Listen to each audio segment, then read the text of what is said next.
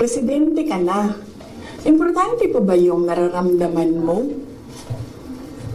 Di ba kapag presidente ka, hindi na importante yung pagod mo, yung luha mo, yung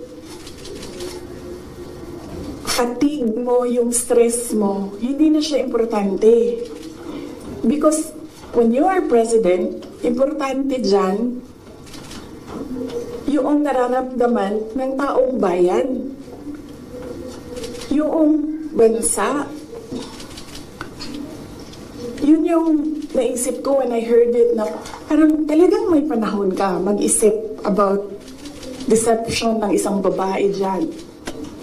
Ang dami mong oras. Hindi ba dapat iniisip mo na yung mga taong gutom? Yung presyo ng gasolina?